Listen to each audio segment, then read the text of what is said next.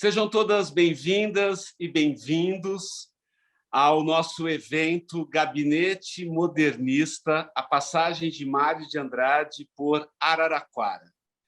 Meu nome é Weber Anselmo Fonseca, eu, neste momento, sou o gestor de acervos e patrimônio histórico na Secretaria de Cultura, aqui na cidade de Araraquara. Esse é um evento da Secretaria de Cultura, com a Fundarte, por meio da Coordenadoria de Acervos e Patrimônio Histórico.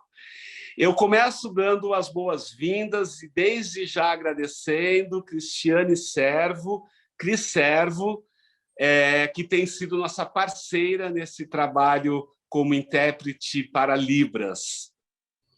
E desde já agradecendo a generosidade da professora Denise Guaranha, que aceitou o convite para falar sobre este assunto. Boa noite, professora Denise. Boa noite, Weber. Boa noite, Cristiane. Bem, peço licença para a professora. Nós vamos falar sobre esse acervo precioso que temos aqui na nossa Biblioteca Municipal Mário de Andrade, que é um dos equipamentos culturais que fazem parte da Coordenadoria de Acervos e Patrimônio Histórico. Então, só para contextualizar que evento é esse que estamos começando hoje, vou dar uma breve explicação. Agora, em fevereiro, de 13 a 17, 18 de fevereiro de 1922, aconteceu a Semana de Arte Moderna. Então, estamos comemorando o centenário, essa efeméride da Semana de Arte Moderna por todo o país desde o ano passado. Pensamos muito como poderíamos fazer uma celebração dessa semana, dessa efeméride, uma vez que o patrono da nossa biblioteca é Mário de Andrade. Então, talvez seja um assunto que alguns conheçam, outros não. O Mário de Andrade teve uma relação estreita com Araraquara, especialmente porque sua prima, Zumira Moraes Rocha, foi casada com Pio Lourenço Correia. Zumira era sobrinha do Pio, eles se casaram, e o Mário desenvolveu uma relação estreita de amizade e uma troca intensa de correspondência com o Pio, que foi um fazendeiro, mas ele era um estudioso, um filólogo, autodidata, teve uma carreira política também, e eles o casal morava na o que hoje chamamos Chácara Sapucaia, que, neste momento, pertence à Unesp. Então, além de eles trocarem essa correspondência por basicamente 30 anos, de 17 a 45, o Mário fazia visitas à chácara, né? Visitava a família.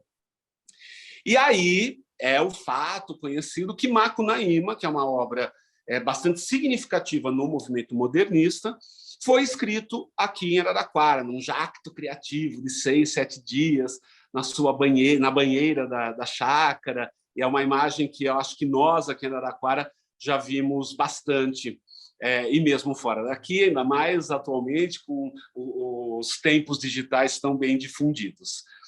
Pois bem, nessa troca intensa de correspondência, faz parte também apontamentos, fichas de leitura que o Pio desenvolveu, ou desenvolvia, chegou a escrever para alguns jornais essas resenhas, e observações, inclusive. Ele é um pouco crítico em relação ao Mário, à obra do Macunaíma especificamente, e essas fichas, esse material está sob salvaguarda da Coordenadoria de Acervos, lá na Biblioteca Mário de Andrade.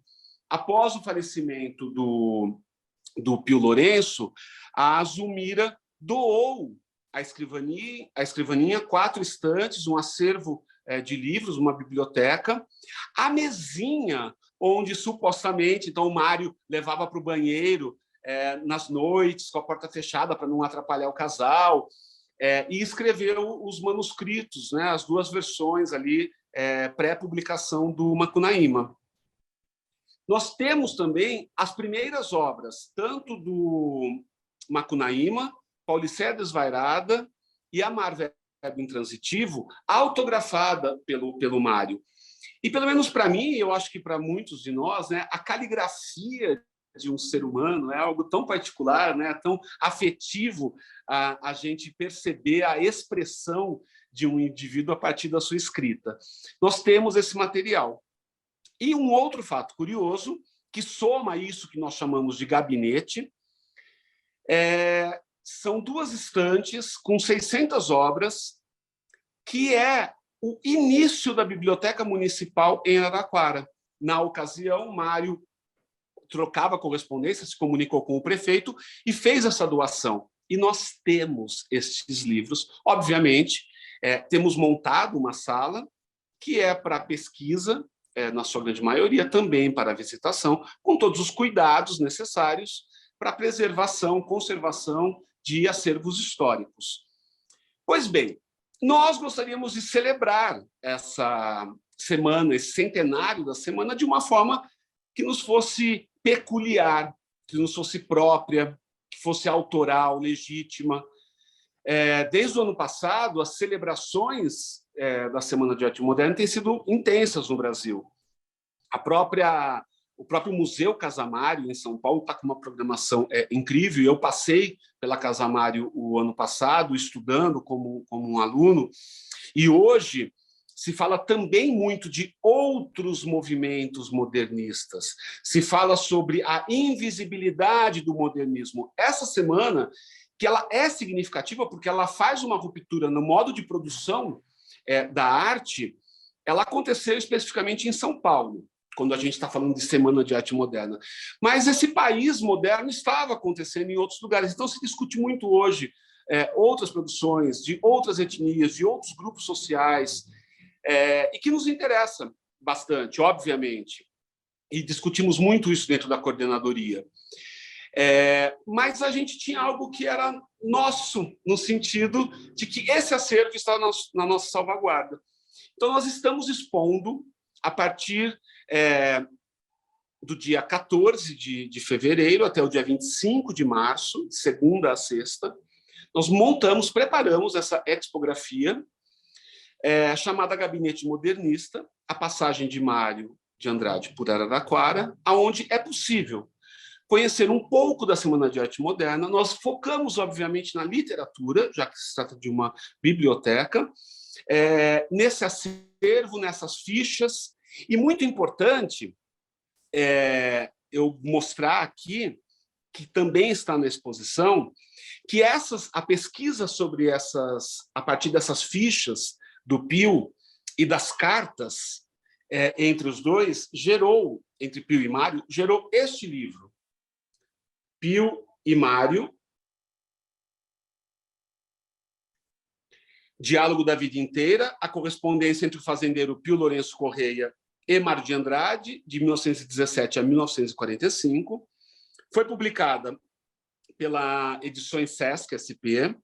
Tem os traços biográficos do Antônio Cândido, que, né, sendo Antônio Cândido, está sempre aí, abre alas, né? A introdução da Gilda de Melo e Souza, depois a professora me confirma, mas eu acho que ela era sobrinha neta do Pio. A Gilda, isso. A Gilda era prima do Mário, prima de primeiro grau e sobrinha do Pio. Certo. Faz a introdução. E a nossa convidada, professora Denise Guaranha, que é mestre em literatura brasileira pela USP, uma doutoranda, às vésperas aí da sua defesa em educação, em História e Filosofia da Educação pela Unesp. Talvez seja a pessoa que melhor conhece, e é ela que faz essa organização desses textos que compõem essa obra, que é muito significativa, ela é muito interessante para pessoas que queiram saber do assunto, ou saber dessas pessoas, ou desse personagem tão significativo na literatura brasileira, que foi o Mário de Andrade. a professora esteve em Araraquara. Nós nos falamos muito por WhatsApp, telefone, e-mail, porque ela veio aqui fazer a reta final do doutorado justamente sobre estas fichas do Pio Lourenço. Então, gentilmente, ela aceitou o nosso convite, talvez seja a pessoa que melhor conheça, que tenha a melhor propriedade, ela tem a salvaguarda do conhecimento de todo este material. Então, nós a convidamos para que esse nosso encontro virtual, com o mesmo título, né, o Gabinete Modernista aqui em Araraquara, a passagem do Mário por Araraquara, ganhasse essa aula com a professora. A gente pode até ser um bate-papo, mas eu estou aqui para ouvir, estou muito agradecido. Novamente, reitero minha boa noite ou boa tarde, bom dia, no caso, estamos à noite, que a senhora seja sempre recebida aqui pela gente, com os braços abertos para trocarmos essas informações. Muito obrigado.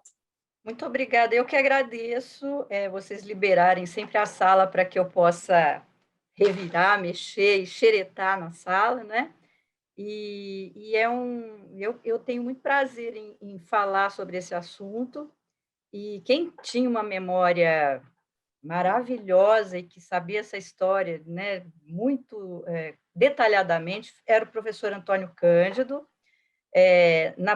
No mestrado eu entrevistei também o senhor Renato Rocha, que era sobrinho do Pio e foi o herdeiro da chácara da Sapucaia. Então, na época, eu tive mais entrevistas com essas pessoas e eles foram me passando informações, né?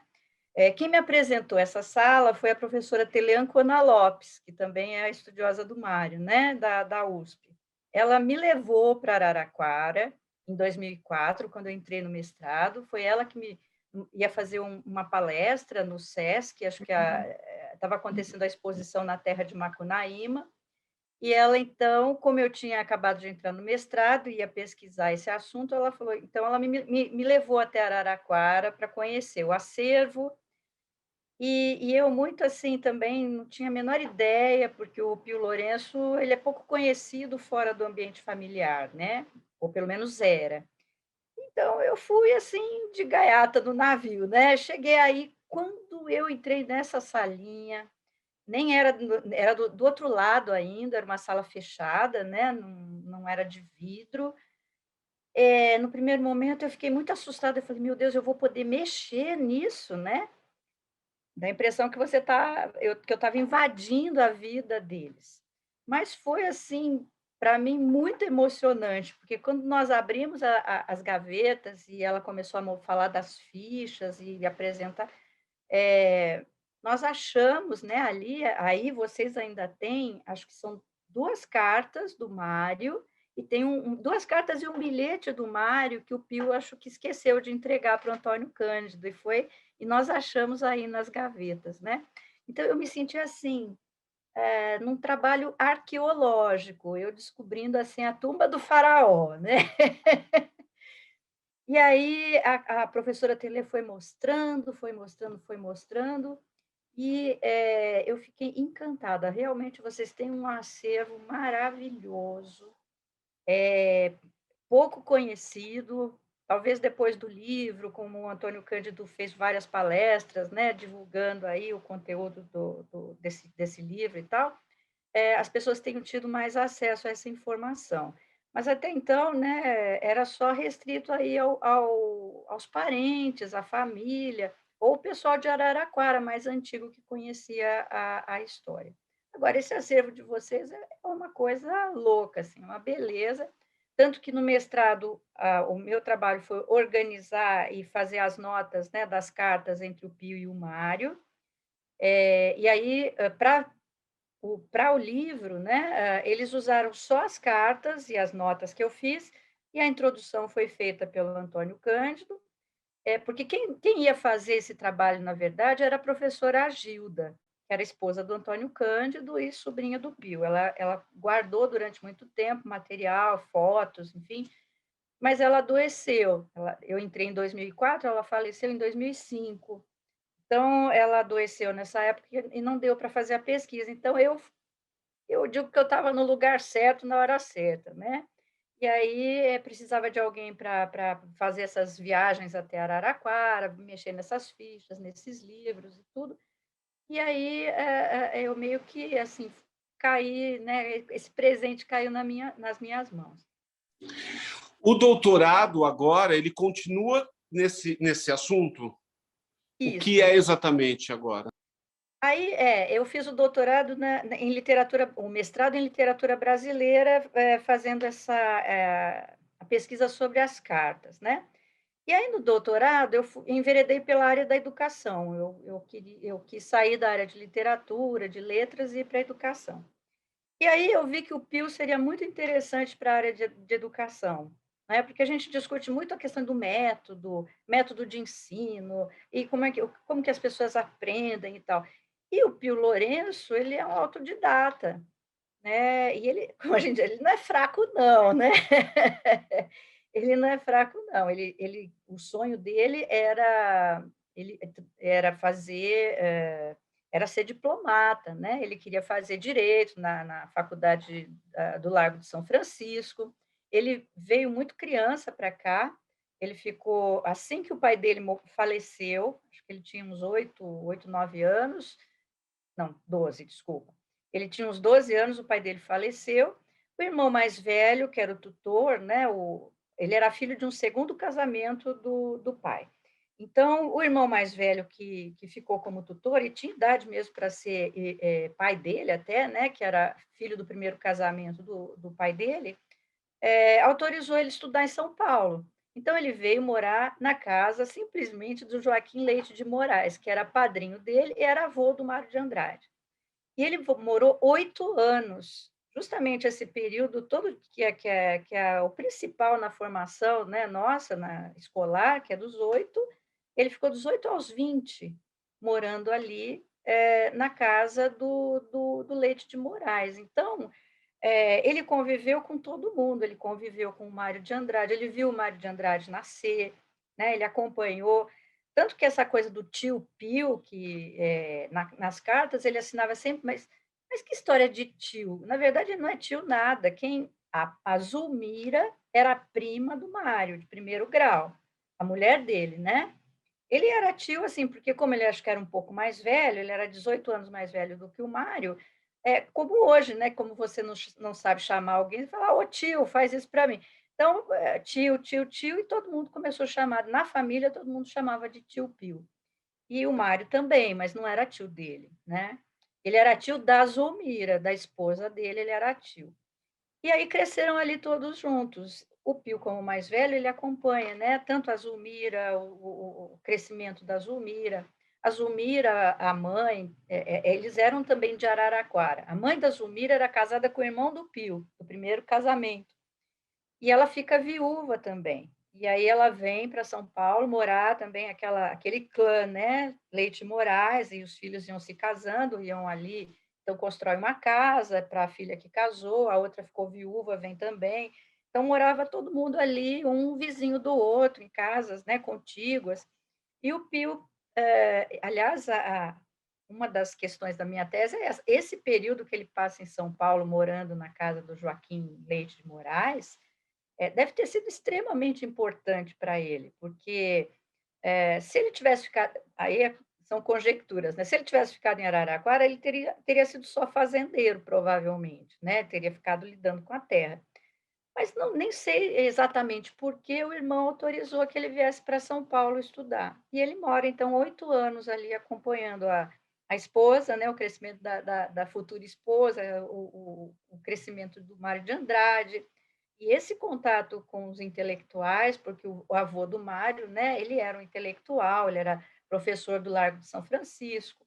O pai do Mário também, né, ele lidava com tipografia e tal, mas ele tinha sido secretário do Joaquim Leite de Moraes.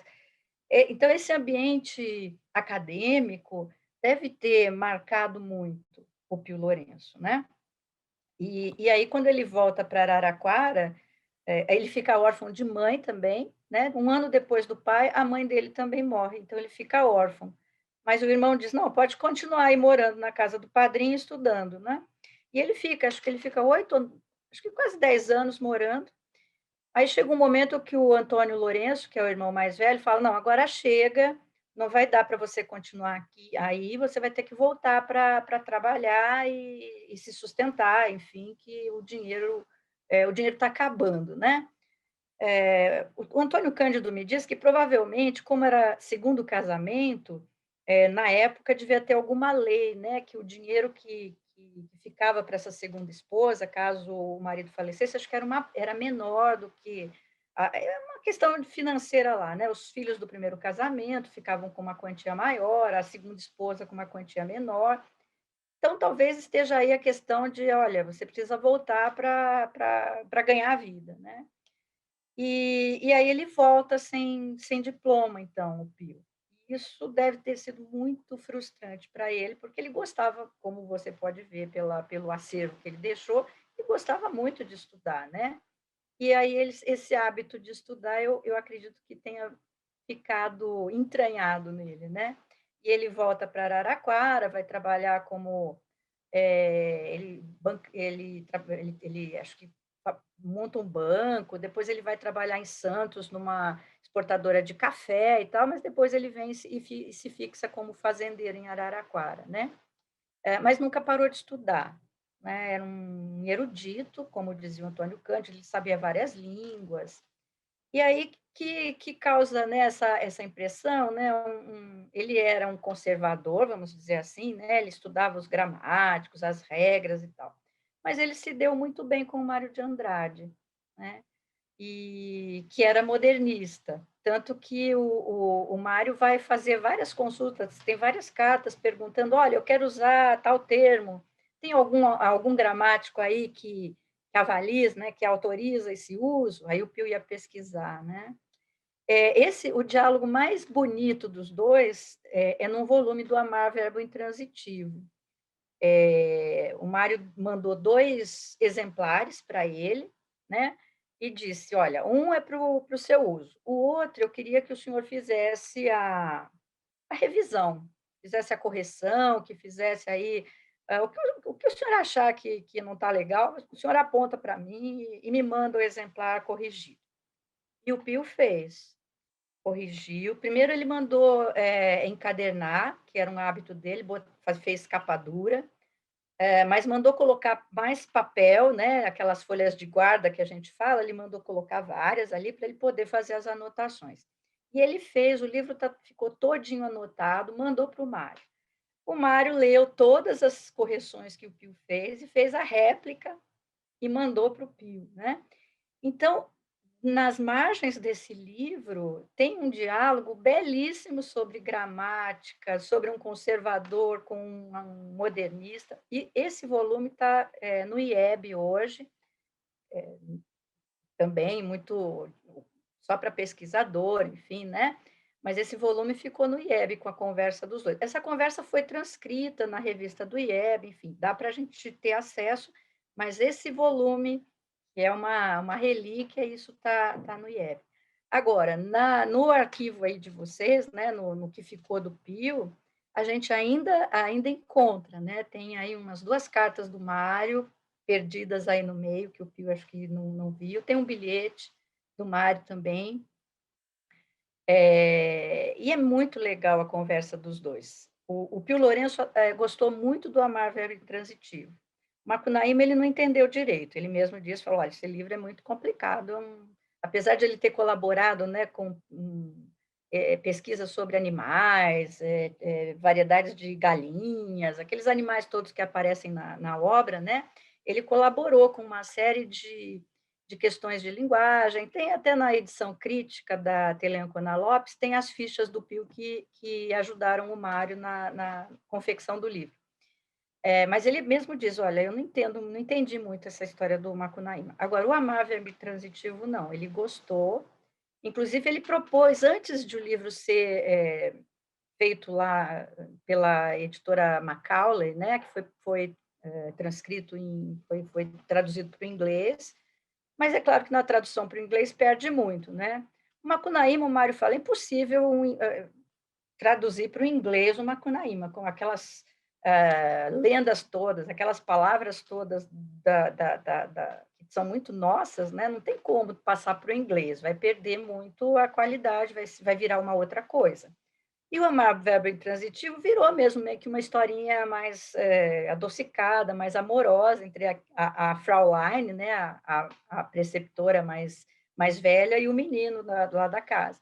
Mas o Pio gostou muito dessa história. Ele queria, junto com o Mário, fazer a tradução para o inglês, mas aí depois a editora Macaulay, né, fez a tradução e foi publicado em inglês esse livro. Tal. Mas ele mesmo queria, o próprio Pio.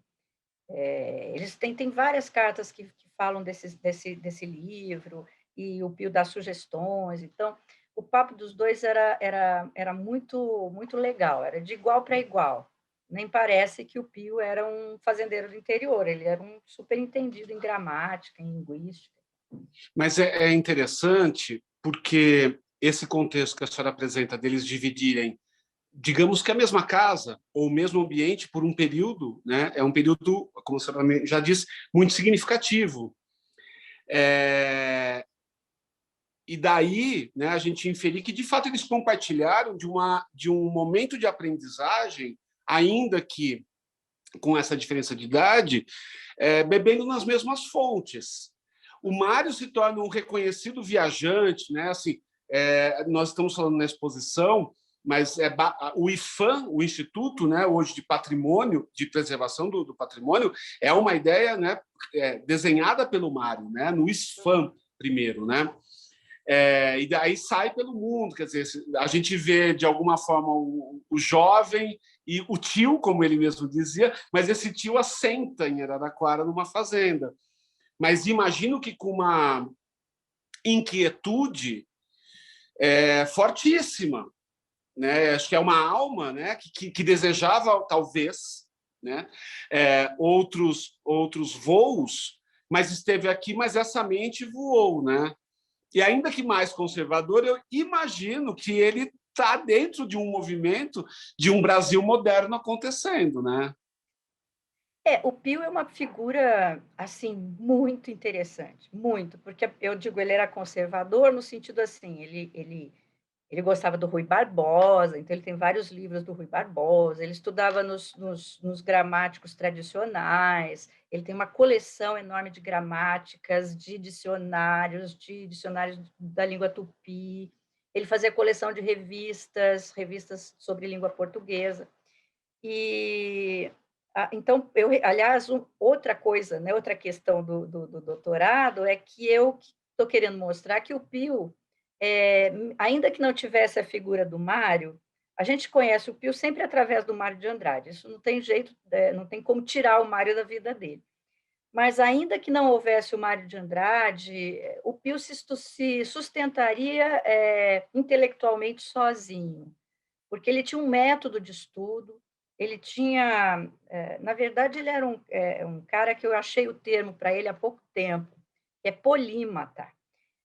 Ou seja, ele se interessava por vários assuntos. Ele era um naturalista, ele lia sobre botânica, ele lia sobre zoologia, ele sabia sobre tipos de insetos, ele era amigo do doutor Olivério Mário de Oliveira Pinto, né, que também passou por Araraquara, e foi diretor do Museu de Zoologia da USP, lá nos anos 30, e esse doutor Olivério também se aproximou muito dele, ensinou o tio Pio a mexer no microscópio, ele tinha plantação de orquídeas, ele aplicava esses conhecimentos na própria fazenda, ele criava abelhas, ele conhecia tudo sobre abelhas, ele reservava um mel específico lá para o que o Mário gostava, para o Mário usar, mandava para São Paulo também mel, que ele mesmo cultivava na chácara, galinhas, ele era extremamente metódico, ele plantava café também, né, a época áurea do café, ele era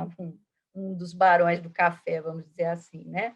Ele tinha toda uma organização para plantação, colheita, anotações, tinha todo um processo para cuidar do café.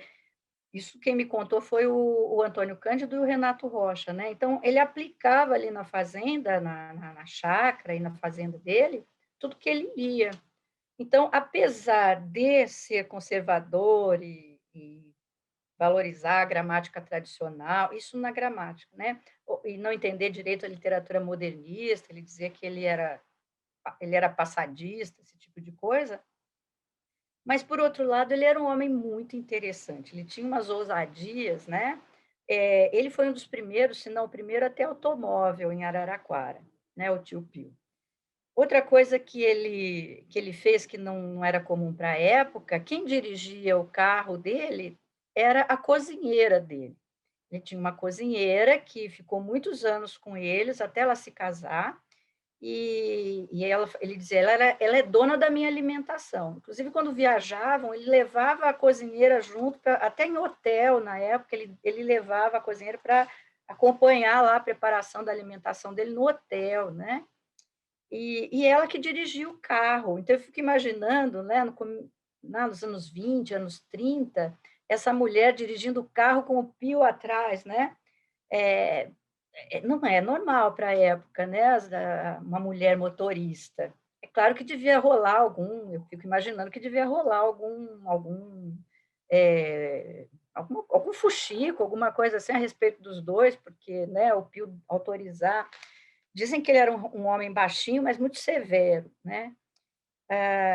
E ele tinha umas coisas. Ele fez em 1911, ele fez uma viagem para a Europa, eles ficaram meses lá na Europa, e lá ele comprou essa tal banheira que tem a lenda que o Mário escreveu o Macunaíma na banheira. Essa banheira ele trouxe da Bélgica. E aí falou-se tanto nessa banheira, e essa história quem me contou foi o Renato Rocha, que quando a banheira chegou, eles vieram, né, foram de navio, aquela época toda, e voltaram, e aí veio a banheira depois, né, de trem, aquela coisa toda, chegou em Araraquara, e tinha um amigo, que parece que o nome era Francisco Vaz, ele era cego, mas ele disse: eu queria tanto ver essa banheira, né, como é que a gente pode fazer? Passa por aqui com essa banheira, que eu quero conhecer essa banheira da Bélgica. E aí, não sei lá o que fiz, a família construiu lá uma estrutura, lá uma base, um giral, como eles chamavam, né? E aí o carregador passou lá, puseram a banheira em cima desse giral, diz que ele ficou apalpando, apalpou a banheira todinha, e aí depois foi a banheira embora, né? Porque foi um acontecimento na cidade. Então, assim, ele tinha umas ousadias que a gente fica pensando, bom, é a Belle Époque, né. Na Belle Époque, essa coisa do automóvel, da velocidade, isso estava muito, em voga, né. E ele tinha dinheiro para isso também, né, então ele tinha aí umas extravagâncias. E, ao mesmo tempo, ele mantinha, né, enquanto a literatura, essa coisa toda, ele era mais conservador. Mas é compreensível imaginar nessa basicamente 18 anos de diferença, mas ao mesmo tempo um diálogo tão afinado entre os dois e uma confiança, né? Desse conservadorismo estar, né, acho que já está bem entendido, em relação à linguagem. Né? Olhando as A fichas, linguagem. a gente vê muito palavras, vocábulos, né, no ordenamento. Às vezes ele despendendo o tempo e o pensamento sobre uma expressão ou sobre uma palavra. E aí que Macunaíma, de fato, né, se ainda hoje, para tantos de nós, ainda é um choque aquele primeiro contato. Eu me lembro, eu tenho 49 anos, mas eu me lembro que na adolescência eu não consegui ler o Macunaíma e eu precisei ali de umas 3 tentativas. E no meu último ano de faculdade, com 21 anos, é que eu mergulhei e encontrei ali um universo que até hoje, particularmente, né, me fascina, porque especialmente porque essa grande viagem, apesar disso também ser questionado, mas enfim, é uma grande viagem pelo caldeirão cultural, né, do nosso país. Então, é compreensível a percepção crítica do Pio sobre o Macunaíma naquele momento, né? Imagina, saindo do forno, né? Bom, assim, o Pio viveu na casa do avô do Mário, que era padrinho dele, então durante todo esse tempo ele viu o Mário nascer e tal. Mas, o primeiro contato, assim, que a partir daí acho que fica marcante o relacionamento dos 2, a gente fica sabendo numa carta que o Mário de Andrade manda para o Manuel Bandeira, na coleção de cartas do Mário para o Bandeira, tem uma carta que ele fala, olha, a minha amizade, né, com esse tio começou da seguinte forma, o Mário tinha um irmão mais novo, né, e esse irmão mais novo, ele era, parece que, assim, o encanto da família, né, ele tocava piano muito bem, já meio que o Mário também tocava piano e tal, mas acho que era um pouco mais rebelde, não, né, e como era o mais novo, caçula, e a família e tocava piano, e isso e aquilo, parecia que a família colocava nesse irmão mais novo, acho que muita expectativa. E esse menino, num dia lá na escola, ele vai jogar futebol, leva um tombo, bate a cabeça, e aí, dessa pancada que ele levou na cabeça, ele tinha 14 anos. Complicou, né, numa época que não tinha muito recurso na medicina, e o menino morreu, o irmão mais novo morreu. Foi um choque tão grande para o Mário, a família, lógico, né, o luto da família, ficou terrível a situação, mas depois todos foram melhorando, né, aceitando e tal. Agora o Mário não. O Mário, a gente chama hoje, ele teve uma depressão, pelo que a gente entende, né? Ele teve uma depressão, ele não conseguia elaborar esse luto desse irmão mais novo. Quem salvou ele, né, salvou o Mário dessa depressão, que hoje tem nome, na época não tinha, foi justamente o tio Pio. Ele fala, um tio meu, que era neurastênico de profissão, que se autodenominava neurastênico de profissão, me pegou, levou para Araraquara, me deixou lá na fazenda dele, na fazenda São Francisco. Ele morava na chácara, né, já tinha casado com a Zulmira, enfim, morava na chácara Sapucaia, levou o Mário para a fazenda São Francisco, que ele não morava lá, e deixou o Mário sozinho lá. Ele ia lá toda hora, precisa de alguma coisa? Não, tal. Ele falou, e eu fiquei lá. Então, é nessa solidão da Fazenda São Francisco, que o Pio deixou, fez efeito isso. Eu entendo que o Pio entendeu que o tempo do Mário era outro, né? A família já tinha superado, mas ele não, ninguém sabia mais o que fazer com ele, já tinham levado no médico, já tinham feito isso e aquilo, e nada desse menino melhorar. Falou, vem comigo. Deixou lá e ficou acompanhando o Mário, né, de perto, mas deixou o Mário na solidão dele para ele elaborar esse luto. E, de fato, ele fala, eu ficava deitado, eu ficava olhando o horizonte sem perspectiva nenhuma, até que um dia me deu vontade de chegar ali no pomar, de chegar na plantação, de ir um pouco mais longe, até que, pronto, né, aí passou. Eu voltei, ele foi acho que em maio, junho, ele voltou em setembro da fazenda. Ele fala: "Mas eu voltei de lá poeta". Nesse momento ele descobre a veia, né, poética dele quando ele volta da fazenda. E deu vontade de fazer versos. Então esse foi o primeiro, contato, assim, mais importante do Pio. E a partir desse momento, quando o Mário, o primeiro livro do Mário, que é em 1917, ele nem assina ainda Mário de Andrade, ele assina Mário Sobral, há uma gota de sangue em cada poema, ele manda esse essa primeira edição para ele, com uma dedicatória, já pedindo, né, pedindo a avaliação, né, e aí começa a correspondência dos dois. A primeira não é carta, o Mário manda o livro com a dedicatória, e aí já vem a primeira carta do Pio, em 1917, falando: eu não tenho, né? Tudo que você faz, os filhos do Carlos Andrade, tudo que os filhos do Carlos Andrade fizerem, eu vou gostar, porque eu gosto muito dele, vocês são minha família e tal e coisa, não, e vai, escreve. E aí, toda vez que o Mário publicar um livro, a primeira edição ele sempre manda para o Pio, às vezes 2 volumes, um para ele rabiscar do jeito que ele quiser, anotar o que ele quiser, e a outra para ficar na estante. E vocês têm aí esse volume, que com o tempo o papel vai esfarelando e tal, né? Mas tem todas as primeiras edições do Mário com dedicatória para o Pio Lourenço. Tem até somente as publicações póstumas que não. mas todos os outros têm com dedicatória para o Pio e para a Zulmira. Agora, o diálogo maior foi no Amar Verbo Intransitivo. E aí começa o diálogo entre eles. Toda vez que o Mário não está muito bem de saúde, o Pio fala, vem para cá, e ele várias vezes durante a vida vai fazer muitas temporadas em Araraquara, muitas temporadas na Chácara do Pio.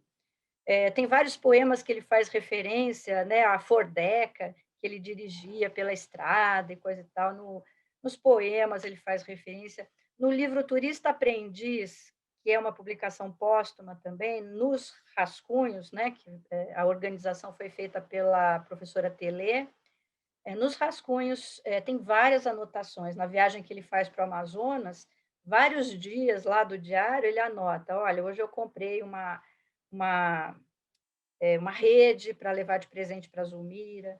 Não sei porque hoje eu lembrei do meu tio lá de Araraquara, ele mandou fazer um banheiro muito legal, com tudo niquelado, banheira bonita, tal, mas como ele é pequenininho, ele mandou fazer tudo baixinho. Ele falou, aí eu chego lá, eu me sinto tão grande, né? Eu pareço um gigante dentro daquele banheiro e coisa e tal. Então,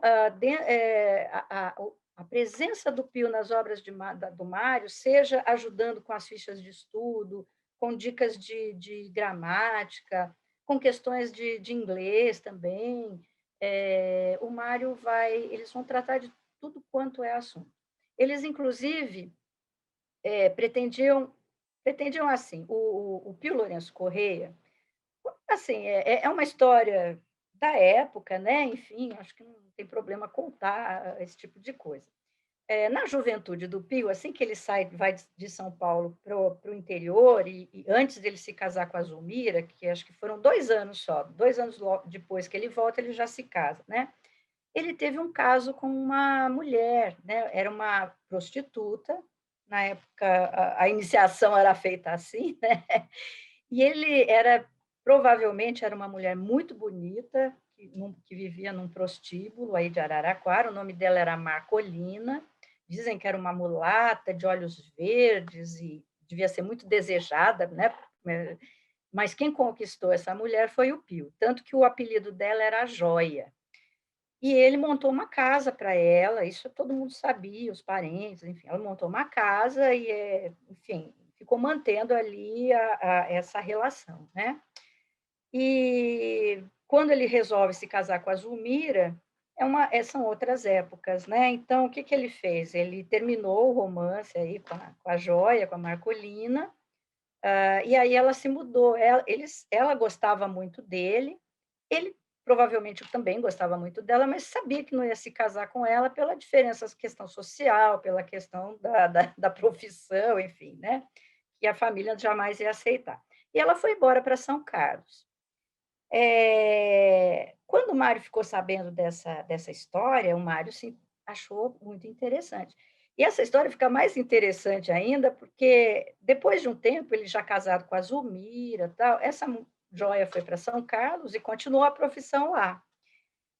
E alguém de Araraquara, que era amigo do Pio, foi lá para São Carlos e acho que foi se encontrar com essa Joia. E o que a Joia tinha feito, né, a Marcolina? Ela tinha mandado, pegou uma foto do Pio, pediu para alguém, que eu não sei, algum desenhista, fazer a réplica, a giz de cera do Pio, e ela mandou pôr uma moldura e pôs em cima da cama dela, no quarto lá de São Carlos, né? O amigo do Pio viu aquilo, voltou e falou, Pio, olha, está rolando o seguinte, a Marcolina está lá, atendendo os clientes dela num quarto, mas tem uma foto sua, né? Um desenho do seu rosto lá no quarto dela. O Pio ficou assim indignado, falou: "Não, como é que pode, né? Que vergonha, né?" Aí contou a história para a Zulmira sabia, tal, autorizou, ele foi lá para São Carlos brigar com a Marcolina, onde já se viu você atender seus clientes com a minha foto aí em cima, né, com o meu desenho a crayons, não tem o menor cabimento isso. Você tira esse retrato da parede e me dá esse retrato, porque, né, onde já se viu eu estar enfeitando a sua parede aqui no eu fico imaginando, na época, como isso devia ser terrível. Quando o Mário de Andrade escutou essa história, ele falou: "Ah, mas isso dá um conto belíssimo, né?" Vamos escrever. O senhor escreve a sua versão e eu escrevo a minha. Depois a gente junta para ver o que dá, né? E começaram, e tentaram realmente escrever esse conto. O Mário de Andrade ia chamar o conto de O Retrato, porque, e aí, numa carta, ele diz para o Pio: olha, o que, que não se assuste, porque eu vou exagerar, né, nas tintas.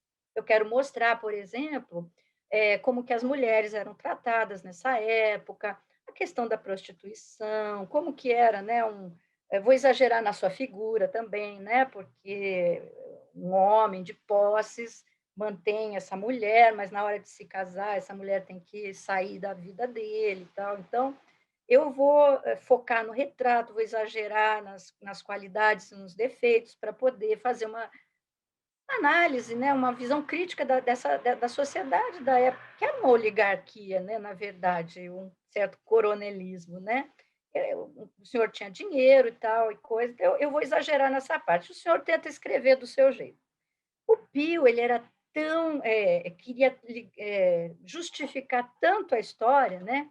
Por exemplo, ele não conseguia conceber a Marcolina falando errado. Ele queria que a Marcolina falasse o português corretamente. Então, ele teve que inventar uma história, criar toda uma história que ela era filha de portugueses e que não sei o que e tal e coisa, para poder justificar a Marcolina falar um português castiço, o que não era verdade.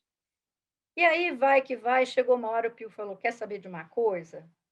Estou cheio dessa história, não quero isso. Rasgou tudo e queimou lá os fragmentos, como ele diz, o meu fogão a lenha é muito poderoso, queimou tudo isso e chega no conto do Pio, ia se chamar Marcolina, mas ele queria, no fim, ele queria justificar tanto as verdades da história, que a história ficou muito chata, segundo ele.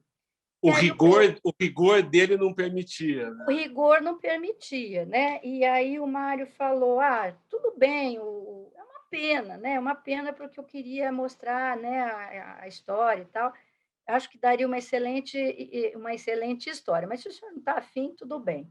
E ficou, o Mário guardou no arquivo dele os fragmentos da história, e o Pio queimou, no arquivo do Pio não ficou nada, né? Então, eles não conseguiram escrever. Mas o Pio,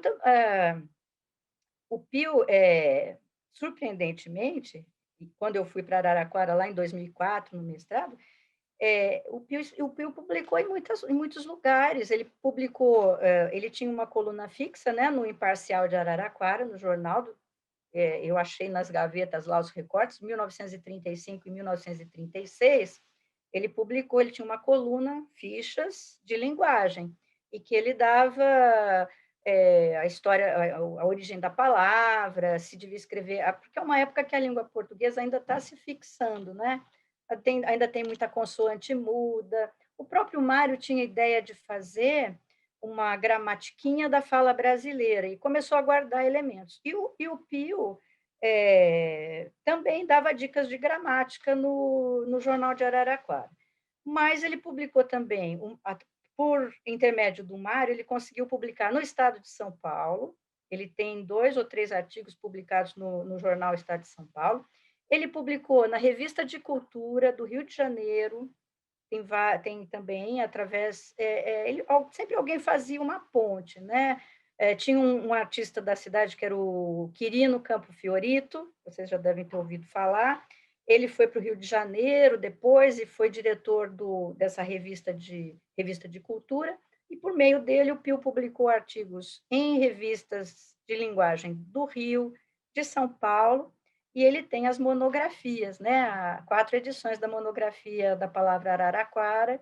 Então, ele publicou também coisas assim de peso. Apesar de ele ter ficado discreto aí em Araraquara, ele também teve uma vida intelectual muito, muito rica, né?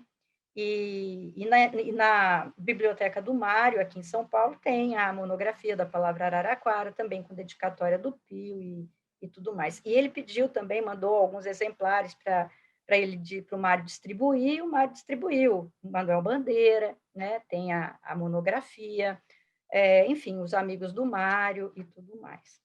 Agora, É interessante que nesse conceito quase que figurativo que a gente trata nesse momento do moderno, né? Esse Mário moderno, ele é muito ancorado no rigor do Pio, né?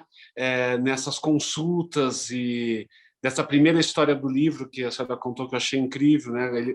Onde ele se descobre poeta a partir A partir do Pio, da conduta do Pio, né? Até de deixar ele no isolamento, né? Tem um rigor no sentido, poderia ter sido qualquer outro, são várias as formas que a gente poderia acolher um luto, e o Pio escolhe uma muito específica, né, de acolhimento, onde a solidão, onde tem o seu rigor, é o que, de alguma forma, o faz poeta, né? É interessante. Não, é linda essa história, porque hoje, né, hoje tem psicólogo, tem, né, o diagnóstico seria mais preciso, provavelmente dariam aí algum remédio para o Mário, né, ele era mais velho que o irmão, mas o tempo dele foi outro. Tanto que ele fala que voltou poeta da Fazenda, e isso quem me contou foi o Antônio Cândido, o Renato Rocha, a professora Telê, que também conhece muito bem o assunto. Eles que me contaram. A partir desse episódio da morte do irmão, o Mário ele ficou com um tremor nas mãos. Não sei, acho que ele ficou tão traumatizado, ele teve um tremor que ele percebeu que ele nunca mais ia poder ser um pianista, de fazer espetáculo. Então, ele acabou sendo professor de música, professor de piano e tal, mas concertista não, porque ele ficou com esse tremor nas mãos e tal. E a única pessoa que, para dizer a verdade, entendeu o que estava acontecendo e arriscou, né, foi justamente o Pio, né? E o Pio vai socorrê-lo várias vezes, em outras doenças também, né?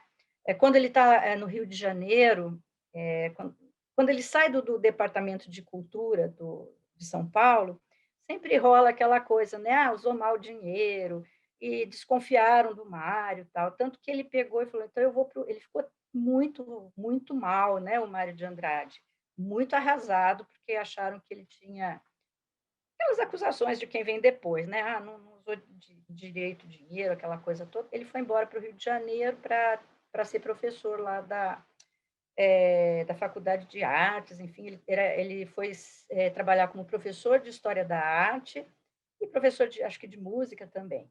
Mas ele não se achou no Rio de Janeiro, né? Ele não gostou do jeito, ele não levou tudo que ele tinha, ele estava muito acostumado com essa biblioteca gigantesca que ele tinha, essas fichas de estudo, aliás, a gente não sabe direito quem ensinou para quem, se foi o Pio que mostrou para o Mário, ou se foi o Mário que ensinou para o Pio esse método de anotar nas fichas, porque os dois faziam isso, né? Os dois anotavam em fichas coisas sobre leitura, informações sobre palavras, e então a gente não sabe direito quem ensinou quem. E aí o Mário ficou muito mal no Rio de Janeiro, porque ele ficou sem nada disso, né? A biblioteca, tanto que ele aguentou 2 anos e depois ele voltou. E numa das cartas do Mário, né, o Pio fala assim: olha, eu e a Zulmira, na resposta, né, o Pio fala: eu e a Zulmira estamos estranhando muito o tom das suas cartas, né? Você está muito tristonho, né? Está muito pesado o tom das suas cartas. Vem para cá, né? Vem para a chácara. Dizem que o Mário gostava muito de comer arroz com babaçu, né? É um palmito, baguaçu, né? Que vocês têm aí, é um arroz com baguaçu, e comer macuco. Inclusive, o Pio organizava caçadas, né? Aliás, tem um conto do Mário que se chama Caçada de Macuco, que justamente Caçada de Macuco, Caso em que entra bugre e Caso Pançudo, são 3 contos que o Mário publicou no livro Primeiro Andar, acho que é o primeiro livro de contos dele. São histórias baseadas em histórias que ele ouviu em Araraquara, esses casos, né, que as pessoas contavam. E ele participava dessas. O Pio era líder, né, de um grupo, organizava um grupo que ele chamava de conjurados. E era um grupo de caçadores. Né? O pessoal, ele mandava um grupo de empregados na frente, montar o acampamento em determinado lugar, organizar tudo. Quando estava tudo montado e organizado, eles iam de automóvel e ficavam lá na mata, né, comendo macuco, caçando passarinho, caçando principalmente o macuco, que era uma ave da região e uma ave de época, muito arisca, né? Então, aí o Mário escreve um conto que se chama Caçada de Macuco. E foi aí também que eu encontrei, eu e a professora Tele, em 2004, abrindo a gaveta do Pio, nós achamos um desenho, está aí ainda, um desenho que o Mário fez do Pio. É um desenho que o Mário fez do Pio Lourenço com uma espingarda na mão, caçando macuco. E ele escreve a legenda assim, né? Tio Pio, numa noite de 1915, caçando macuco nas matas de Araraquara e coisa e tal. Então, enfim, e o Pio, então, ele liderava esses eles se chamavam de conjurados. E o Pio disse que era extremamente rigoroso com essas regras. Então, assim, tem a sequência de atiradores, então vai você. Acertou, tudo bem. Se não acertou, vai para o fim da fila e vem o próximo. Então, tinha a ordem de atirar no macuco. Enfim, era tudo regulamentado pelo Pio Lourenço, né? E o Mário participou muito dessas caçadas. E o Pio escreveu também um conto que o Mário publicou na revista Papel e Tinta, em 1921, e também é um conto que fala de uma caçada de macuco, que tem um convidado que provavelmente é o Mário de Andrade, que estava ali. Então, o Pio conta essa história dos conjurados, ali é um conto. E, então, assim, a gente vê que essa coisa do moderno, do tradicional, enfim, né? Eles se davam extremamente bem, né? Cada um no seu mundo. Ele falava para o Mário: vem cá, vem ler a Fernão Mendes Pinto, que era um escritor lá muito antigo, que contava de viagens à China, à Índia e tal, e todo mundo até achava que essas histórias eram histórias inventadas, que ele nunca tinha chegado mesmo à China ou à Índia, aquela coisa toda, né? Que eram histórias, tanto que até o Antônio Cândido disse que esse Fernão Mendes Pinto, todo mundo falava Fernão Mentes Minto, porque achavam que eram histórias mentirosas, né? Então ele falava, vem ler. Então, assim, a leitura, né, que o Mário fazia, as leituras que o Mário fazia na Chácara do Pio, e os livros da biblioteca do Mário, essa coisa de anotar nas margens, né? A biblioteca do Pio está repleta disso. Você abre, tem que folhear o livro com muita delicadeza, porque provavelmente você vai achar anotações do Pio, a marginália do Pio também, né? Porque o Mário escrevia nas margens dos livros, o Pio também fazia isso, né? Então a gente não sabe exatamente quem ensinou, né? O Pio sendo mais velho, bom, provavelmente ele deve ter começado. E é interessante porque essa própria ruptura do que o moderno propõe como movimento artístico só se pode dar com o conhecimento do que vem antes, né? Da tradição, da cultura em toda a sua profundidade, né? Não teria o que romper, né? Então, assim... O Mário estudava muito, muito, muito mesmo. Tudo que ele publicava era extremamente pensado, era extremamente anotado, era investigado. Então, ele deixou, né?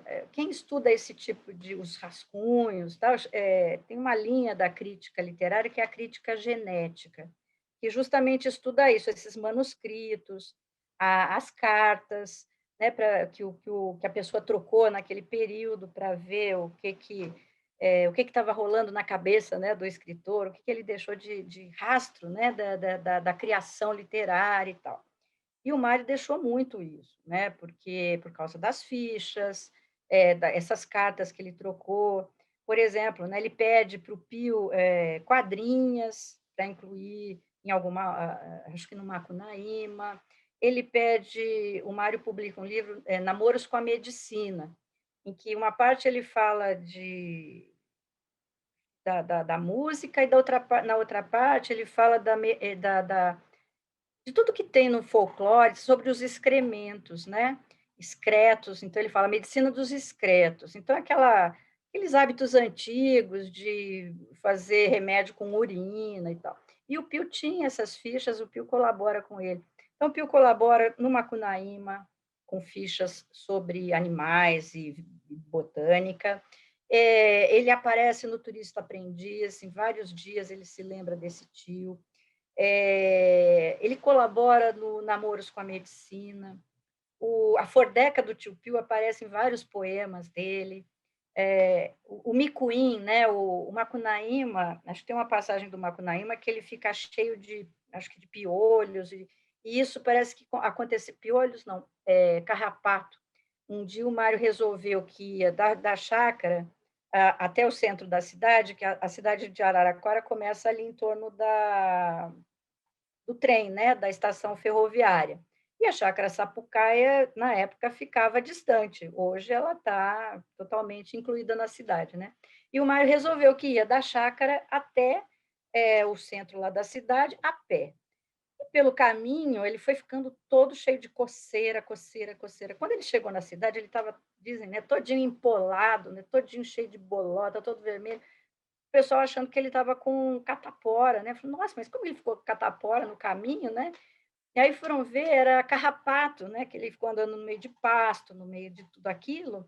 Ele pegou carrapato e ele era alérgico, então ele chegou na cidade todinho empolado. E essa tem uma passagem no Macunaíma também, que acho que tem a ver com carrapato e coisa e tal. Então, assim, o Pio está, de certa forma, presente, né? Ah, o, a Gilda de Mello e Souza, ela começou a fazer um estudo muito interessante da relação do Pio com o Mário, né? Porque o Mário de Andrade, ele teve aquela fase de rebeldia em relação ao pai, né? Que ele revela naquele conto O Peru de Natal, ele pinta, né, um pai assim muito estraga prazeres, né? Tem também um poema que se chama Escrivaninha, que ele fala meu pai, né, com seu nariz adunco na escrivaninha. Depois ele mesmo escreve uma carta, acho que para a Oneida Alvarenga, dizendo assim: não sei o que está acontecendo comigo, eu estou pintando meu pai muito feio nas histórias. Né? Essa figura de pai que eu estou usando, né, no Peru de Natal, que eu usei na escrivaninha, meu pai não era tanto assim, né? Mas ele não teve tempo de consertar isso, de passar essa fase, porque o pai dele morreu muito cedo, né? E aí não deu tempo de ele resgatar, né? A gente sempre tem essa fase, né, de rebeldia na adolescência, depois a gente supera. Não deu tempo porque o pai dele morreu muito cedo, morreu em fevereiro, num carnaval, inclusive, né? E ele conta também foi muito chocante para ele, mas não quanto como o caso do irmão, né? Mas ficou essa coisa mal resolvida, né? Não teve tempo. E o Pio, ele figura muito assim numa psicologia não muito profunda, né? Eu não sou psicóloga, né? Mas dá para ver que ele faz essa figura de pai, né? Quando ele pega o Mário lá, jovem, e leva lá para elaborar o luto, entende o tempo do Mário, é um tremendo de um respaldo, né? Que ele dá para um jovem que está chocado assim com a primeira morte dentro da família, né? E isso vai, a figura do Pio como um pai, ainda que seja um pai que não divide as mesmas ideias, mas é um pai que conversa com ele no mesmo nível de conhecimento, né? Então, isso a Gilda Professora, fala no livro, né? uma curiosidade, e qual que é, assim, nas últimas correspondências, qual que é, em que universo eles estão? Já ali em 45, que são as últimas cartas, né? Nas últimas cartas, o Mário reconhece. Aliás, é uma que está aí com vocês em Araraquara, que ele fala assim, aqui no turbilhão da cidade, eu sinto muitas saudades do senhor e da Zulmira. Ele fala assim, como se a chácara Sapucaia, depois a Gilda vai usar isso na imagem que ela faz, né, que a chácara da Sapucaia era a passárgada de Mário, né? Lá eu posso ter o que eu quiser. Meu tio me paparica, né?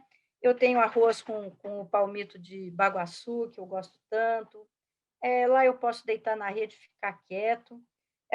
Ele fala, então, eu sinto muita falta, né? Muita saudade do ambiente da chácara Sapucaia, o senhor é muito importante. É uma das últimas cartas, antes de ele morrer, né? Em que ele reconhece o quanto o Pio e a Zulmira são importantes na vida dele. Até mais o Pio, porque a Zulmira, né, numa época em que as mulheres ficam em segundo plano, ela está sempre presente nas fotos que o Mário tira aí de Araraquara, da fazenda e tal, mas assim a correspondência é estabelecida com o Pio e não com ela, né? E ele chama de tio Pio, e ele conta coisas para o Pio, eles é, devem ter conversado, inclusive essa história aí da juventude do Pio, ele teve coragem de contar para o Mário, né?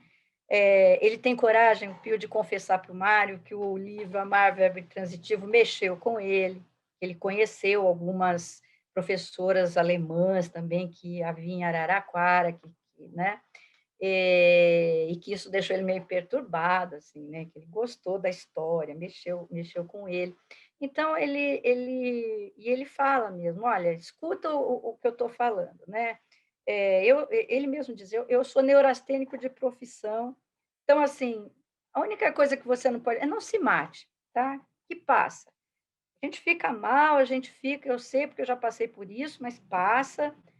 Quando você não estiver bem, vem para cá, né? E fica aqui, vamos ler junto, vem tomar fitina. Fitina, eu fico pensando, deve ser algum fortificante na época, eu fui procurar no dicionário, né? É alguma coisa que tem fósforo, né? Devia ser bom para o cérebro. Tal. Ele fala, vem aqui tomar fitina e fica aqui, você se cura aqui, você descansa aqui. E essa coisa da lenda dele ter escrito na banheira é lenda mesmo, pelo que a gente vê, né? Na rede, sim. Na rede ele escrevia, e nessa mesinha que tem na sala aí do Pio, ele ia para o banheiro, porque a janela, as portas tinha da chácara, elas têm umas partes de vidro, né? Então, se ele ficasse com a luz acesa, iluminava o outro quarto e eles viam. Então, ele se trancava no banheiro, que ele sentava no vaso, mas com a mesinha para poder, né, fazia de cadeira, e na mesinha ele escreveu a primeira versão, né? Ele fala 6 dias de cigarras e cigarros na rede, na chácara, tal, que até o Lazar Segal depois pinta o Mário na rede, né? Agora, na banheira, eu acho que é lenda mesmo, embora a banheira tenha causado aí um furor na cidade quando chegou, né?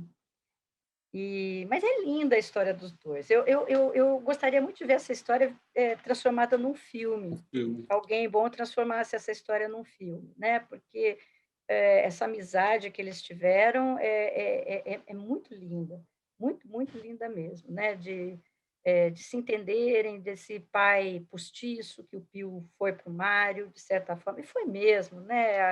A gente fala com certos cuidados, porque, né, eu não sou psiquiatra, não sou psicóloga, etc., mas é visível nas cartas, né?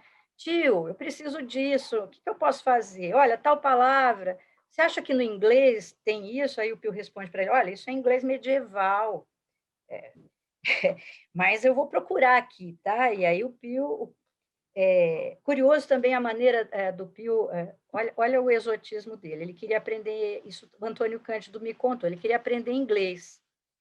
O que ele faz? Ele contratou o Mister Huxton, que era um funcionário da ferrovia, ele tinha vindo da Escócia, ele era um escocês, trabalhava ali na ferrovia, na expansão da ferrovia. O Pio falou, olha, eu quero aprender inglês, mas assim, eu quero o que a gente chama hoje de imersão, né? Na época não tinha essa, ele falou, mas você vai morar lá na Chácara Sapucaia, vai ter roupa, comida, roupa lavada, tudo lá em casa, você vai ficar, o salário e tal, para a gente ficar o dia inteiro conversando em inglês e tal. Mas parece que esse Mister Huxton, ele era alcoólatra, ele gostava de beber um pouco. Então o Pio falou, só que você não pode beber. Se você beber, a gente encerra o contrato. E aí o Huxton foi para a Chácara Sapucaia, morou lá, e o Pio conseguiu, segundo Antônio Cândido, aprender o inglês com ele, até com um sotaque meio escocês, com uma pegada escocesa. Ele aprendeu, só que o Huxton não conseguiu controlar o vício, né? E aí começou a beber de novo, e aí o Pio falou, então chega, e dispensou o professor. E depois, quando ele faz a viagem para a Europa, né, dizem que ele se sai muito bem com inglês e outras línguas, até porque ele tinha mesmo habilidade, ele falava confluência, né? E esse Ruxton vai figurar como personagem na história do Mário, né? O Mário, acho que ele não chegou a completar, ele ia escrever um romance chamado Café, ele escreve um libreto de ópera, ele pensou numa ópera chamada Café, e esse escocês ia figurar como personagem, isso tudo a professora Telê e os outros orientandos dela, estudaram aí essas obras, né? As obras inacabadas do Mário. E o Mr. Ruxton, acho que fica por Araraquara, aí nos anos 30, ele fica muito mal, porque ele bebia muito, ficou sem emprego, ele escreve uma carta para o Pio pedindo ajuda. Se ele podia arranjar um lugar, um asilo em Araraquara, um lugar que ele pudesse ficar, uma casa de caridade. E o Pio arranjou para ele, tinha o Asilo dos Inválidos, em Araraquara, ele arranjou para o Mr. Ruxton, e esse Mister ficou aí pouquíssimo tempo, porque logo ele faleceu, né? E aí, como o Pio tinha sido a única pessoa que tinha intercedido, que tinha meio que representado, arranjado lugar para ele, o pessoal do asilo chamou o Pio e falou: olha, o Mr. Ruxton deixou uma mala aqui, como o senhor era a única pessoa que conhece, a gente vai deixar a mala com o senhor. O Pio disse: não, eu não vou ficar com essa mala. Primeiro tem que ver se, né? O Pio criou assim, ele foi até o juiz responsável, né, por herança, essas coisas, levou a mala e falou: tem que investigar para ver se ele não tem familiares aqui na Escócia, sei lá. E o juiz da época parece que tentou localizar, passou um tempo, não localizaram ninguém, porque ele era sozinho na vida. O juiz falou: olha, seu Pio, leva essa mala é sua, o senhor merece, era amigo dele, né? A única pessoa, não tem ninguém. Ele falou: então eu vou abrir mais na sua frente. Quando ele abre a mala, dentro tem um pijama velho, um par de chinelos e uma escova de dentes usada. Então, olha o rigor, né, dele, assim, não abriu a mala enquanto não investigou, e quando abriu a mala não tinha nada dentro, só tinha uma velharia dentro, né? Então, esse Ruxton ia figurar como personagem da obra do Mário. Ficou nos manuscritos. Ele, em 1930 e poucos, o Mário perde detalhes do Mr. Ruxton, né? Conta mais dos hábitos, né? Como que ele era, como ele se vestia, como é que ele falava, para eu criar o personagem. Mas logo depois o Ruxton morreu e o Mário deixou a obra incompleta, né? Então, Professora, assim, está na nós hora de terminar. vamos caminhando para um final. Bom, fica o convite, caso a senhora tenha oportunidade, voltar aqui a Araraquara, fazer um passeio para ver a nossa exposição. É claro que assim, acho que a imagem mais fácil de todos nós compreendermos a exposição, depois dessa nossa conversa, ela é a ponta do iceberg, né? A gente está destacando alguma coisa que seja alguns objetos, um conteúdo mais próximo de todo mundo, porque são, né, as obras mais conhecidas, as imagens mais conhecidas, para que seja um convite de aproximar esse acervo da população, que as pessoas saibam a respeito, né? Até porque é um material de pesquisa, né? Não dá para a gente chegar, nem nós, né, manipulando, a gente tem um rigor necessário para manipular, e enfim, faz parte da ideia de conservação de um acervo. Mas eu gostaria, a senhora, como uma entendedora, né, profunda conhecedora desse nosso acervo, o que essas pessoas vão encontrar, ou a preciosidade, ou por que é tão valioso que nós que estamos aqui, ou que passamos por Araraquara, tenhamos o desejo de ir conhecer a exposição? Bom, a própria biblioteca de Araraquara, que foi estimulada e foi incentivada pelo Mário de Andrade, né? Ele doou 600 obras da coleção própria, pessoal dele, para a biblioteca começar. E vocês têm aí umas preciosidades, tipo, o Mário pediu para os amigos escritores doarem livros. Então, tem edição, tem dedicatória da Cecília Meirelles, tem dedicatória do Manuel Bandeira, do Drummond. Você acha ali, né, na coleção que é só do Mário, livros doados por esses amigos fantásticos que ele tinha e que colaboraram para o início da Biblioteca de Araraquara. Isso para começar, né?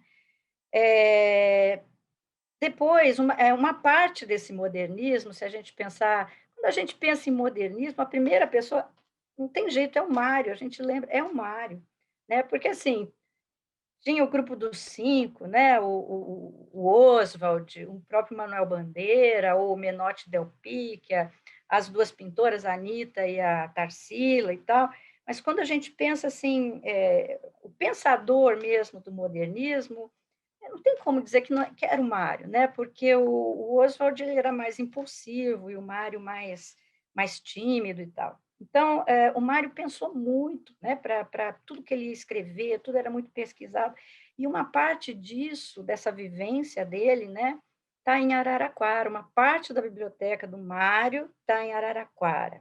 Essa biblioteca do Mário, que ele doou, tem primeiras edições de pessoas assim de proa, né? A Cecília Meirelles, o Bandeira, o Drummond e outros amigos do Mário que tem lá com a dedicatória e tudo. Então, uma biblioteca que já começa vitaminada, eu digo, né? Já começa muito especial. E depois tem esse outro lado, que é a convivência que ele teve, porque a grande parte da família era de Araraquara, né? Ele tinha a Fazenda São Francisco, que era do Pio, mas tinha a Santa Lúcia, que era, acho que, do irmão do Pio, ou do uma tia, e assim, tem várias fazendas, né, que eram de parentes, então o Mário circulou muito por aí. Inclusive, o final do livro Macunaíma, que no filme, não é o mesmo do filme, né? No filme ele cai numa piscina de feijoada, no livro não, né? No livro ele diz que o Mário estava em Araraquara e os sobrinhos lá na fazenda, né? Na chácara, e aquele monte de sobrinhos, aquela criançada toda, e ele pergunta, gente, como que eu termino minha história, né? Ah, por que que você não... Como que eu mato o gigante Pietro Pietra, né? Como é que eu faço para acabar com ele? Ah, afoga ele numa panela de macarronada. Ele falou, é isso mesmo. E tanto que o final o mal, né, da história, que é o Pietro Pietra lá, Venceslau Pietro Pietra, ele se afoga numa panela que nem um João Ratão, né? De macarronada. E no filme isso é deturpado, eles fazem outra coisa. Bom, é outra época o filme, né? Não tem nada a ver. Então, assim, uma parte do modernismo, da história do modernismo, do pensamento do modernista, Mário de Andrade, também está aí, né? Essa vivência toda. E, independente disso, o acervo do Pio também é uma coisa maravilhosa, gente. Ele tem um livro do século XVIII, de 1700 e pouco. Esse livro mesmo do do Fernão Mendes Pinto, é um livro, acho que do século de 1700 e pouco, é uma raridade. Ele tem um livro, Madame Bovary, ele tem uma versão em francês do Madame Bovary, que ele anota lá, ó, este livro foi comprado em Paris na minha viagem de 1911. Então, tem umas obras ali que você fala, eu não acredito que esse homem que morava numa chácara, né, que bom, era um fazendeiro de Araraquara, tem uma obra desse quilate, né, dessa antiguidade dentro da biblioteca dele. E os outros livros também cheios de anotações e tal. Então, é uma riqueza, né? Esse acervo que vocês têm aí é uma coisa... Tem os móveis, tem os livros, tem as publicações do próprio Pio, tem os rastros do Mário de Andrade, né? As fichas que um emprestou para o outro, cartas ainda, 2 cartas e um bilhete, e esse desenho do Pio, que ficaram esquecidos lá nas gavetas. Achar isso foi um achado, né? Porque, assim, as cartas que o Pio mandou para o Mário ficaram no acervo do Mário, e quando o acervo dele foi para a USP, né? Para o IEB, foram as cartas do Pio lá, então pertence ao IEB. As cartas que o Pio recebia do Mário, ele doou para o Antônio Cândido, que era da família, né, casado com a Gilda, e doou para o arquivo dos dois. Então, essas cartas eram do arquivo, são, né, hoje, do arquivo Gilda e Antônio Cândido e Gilda de Mello e Souza. E então que doaram, quer dizer, as coisas estão em lugares diferentes. O livro foi bom porque juntou as duas coisas. Mas, enfim, a biblioteca de vocês e a sala do Pio tem preciosidades, tanto do Mário, né, com as anotações, com as obras que ele colecionava, enfim, com os amigos ilustres, e tem também a biblioteca do Pio, que é uma coisa estupenda, assim, a quantidade de dicionários, de livros daqueles naturalistas, Saint-Hilaire, os pintores que vieram na missão francesa para o Brasil, ele tem as coleções ilustradas, ele tem coleção de revista de língua portuguesa. Então, é um acervo assim que é riquíssimo pela idade, né, e pela qualidade do material que tem ali. É lindo. Cada vez que eu entro na sala, eu fico muito... Assim, eu não sou a maior conhecedora era o Antônio Cândido. Realmente, ele tinha uma memória... na época do mestrado, eu fiz umas 2 ou 3 entrevistas com ele porque chegou num ponto, eu fui fazendo as notas, né, das cartas, o João veio aqui hoje, tal, então eu tinha que descobrir quem era aquele João que foi lá, ou quem era o Cândido, tinha muitos Cândidos na história, né, tinha o Candinho, o Cândido e tal, então tinha um irmão do Pio que se chamava Cândido, tinha um Antônio Cândido, tinha um outro Candinho, então eu tinha que descobrir. Quando eu não consegui mais achar em lugar nenhum as informações, quem me deu foi o Antônio Cândido. Ele que me falou, esse dia aí que um grupo de teatro foi visitar a cidade, era o nosso grupo de teatro da USP, nós fomos lá em Araraquara, coisa e tal, e a gente, então, conversou com o Pio Lourenço e tal. Então, muita coisa da história oral a gente está perdendo porque as pessoas foram morrendo, né? O Antônio Cândido, a Gilda, o Renato Rocha e tal. Objetos também se perderam, enfim, porque é normal que isso aconteça. Então, isso aí que restou é uma preciosidade. Isso pertence à cidade de Araraquara e é uma beleza cada vez que eu chego aí para abrir aquelas estantes e mexer naqueles livros. E toda vez que eu vou, eu acho alguma coisa nova, né, surpreendente, porque tem muito material ali, né? Não tem como, assim, eu não folheei todos os livros porque é impossível, né? Tem 1.300 livros, acho. Então, alguns que eu folheei, só alguns eu já achei muitas anotações, coisa que ele discordava, não, isso aqui não é isso não. Então ele punha lá do lado, não, isso não está certo, não. Aqui também o português está errado, né? É assim, numa época que o português ainda está se ajeitando.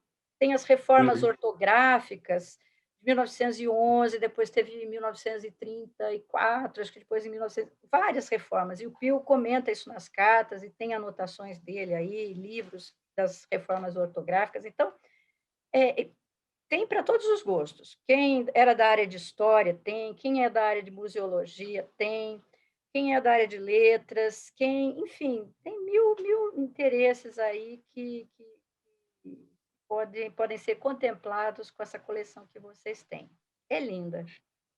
Então, eu aproveito para divulgar, né, o nosso gabinete modernista, Passagem de Mário de Andrade para Araraquara. Fica em cartaz no saguão superior da Biblioteca Municipal Mário de Andrade, na rua Carlos Gomes, 1729, de segunda a sexta, das 10 da manhã às 19 horas. Muito importante lembrar que os protocolos óbvios de sanitários continuam, máscara, álcool gel na entrada, e o gabinete, especificamente a sala que a gente chama de gabinete, a entrada vai ser limitada a 2 pessoas, porque é muito pequeno, então 2 pessoas, é possível que cada um esteja num lado, olhando a mesa, olhando as estantes, que a professora tão bem descreveu aqui. Caso queira algum tipo de uma reserva específica de escola, ou de um grupo, ou de uma mediação, peço para mandar um e-mail para bibliotecamunicipal@araraquara.sp.gov.br.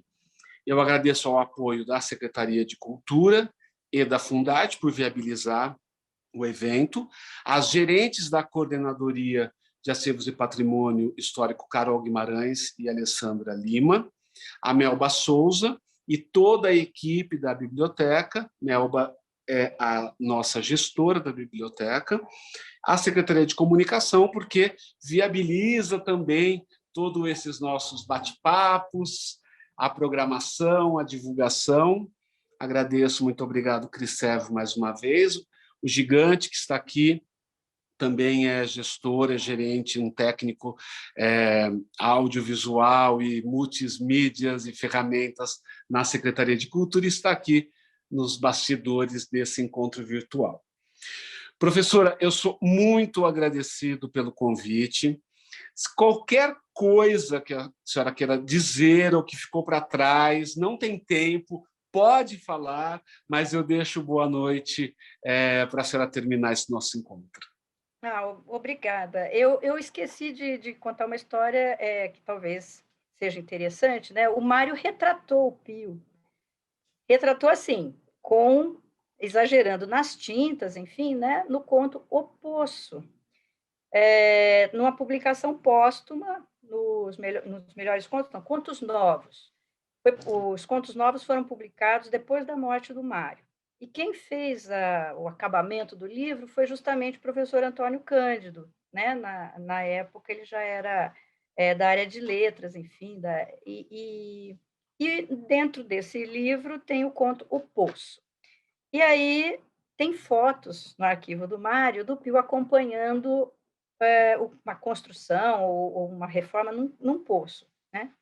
Mário tem umas fichas com desenho de poço, metragem, enfim, tudo calculado ali, justamente para escrever o conto. E tem a primeira versão, tem um manuscrito do Mário, que esse personagem se chamaria Senhor Correia. Depois, ele risca, né? E escreve, ele faz uma anotação do lado, dizendo assim, eu preciso ser menos óbvio, né? Trocar o nome. Tal. Ele risca Senhor Correia e muda o nome da personagem. Mas todos sabiam que a figura tinha sido decalcada no Pio Lourenço. É uma história em que ele não faz uma figura muito boa do Pio. O Pio chega ali no poço e ele está com esse senhor Correia, é o dono da terra, né? E a caneta de ouro dele cai lá dentro do poço, do barro. E aí ele obriga dois empregados que estão tossindo muito, enfim, ele obriga a descer e a cavar até eles encontrarem a caneta e fica dando ordens ali na beira do poço. O convidado, que supostamente talvez seja o Mário de Andrade, fica ali desconfortável vendo, né, aquele senhor obrigando os funcionários a descer num lugar perigoso, num dia chuvoso, para resgatar a caneta, né? Até que vai a história e tal, eles resgatam a caneta, quase morrem ali, né, no poço, enfim, e depois ele ainda manda que os empregados limpem, e aí ele chega no escritório dele, abre um estojo onde ele tem várias canetas de ouro e coloca ali aquela que não faria falta nenhuma, né? E que podia ter poupado os dois funcionários de terem passado aquele perigo ali, podia desbarrancar, desmoronar em cima deles, né? Então, ele pinta uma figura muito, vamos dizer, cruel, né? Que obriga a cumprir as ordens e tal. E aí, o Antônio Cândido arrumou o livro, publicou, mas para amenizar a coisa, né? Ele chegou, o Antônio, isso ele me contou, né? Para amenizar, ele disse, seu Pio, o negócio é o seguinte, o Mário pintou, né? Esse personagem, assim, muito, muito cruel e tudo, mas literatura é assim, a gente tem que exagerar nas tintas, né? Então, se, por exemplo, o personagem tem uma cabeça grande, né? Quando o sol bate na sombra e tal, né? Parece uma cabeça muito grande, né? O nariz, se o personagem tem o nariz, né? Na sombra, quando o sol bate no muro, né? E o sol está muito forte, fica uma nariganga, né? Então, o senhor tem que considerar esse tipo de coisa, tá? Então, não fica chateado, essa coisa e tal, né? E aí, ele esperando que o Pio fosse brigar alguma coisa, o Pio virou para ele e disse assim, gostei dessa nariganga aí. E aí ficaram, assim, no começo o Pio ficou meio ressabiado, mas depois aceitou bem a história do conto. E continuou Teoricamente, colecionando coisas do Mário, né? teoricamente, o Pio não tinha visto esse Não. manuscrito enquanto Mário vivo, né?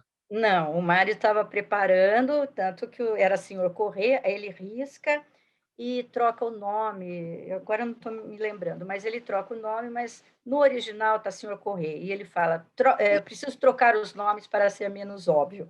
E aí, então, assim, o que ele queria fazer lá com o conto da Marcolina, né, e que não deu certo, ele faz.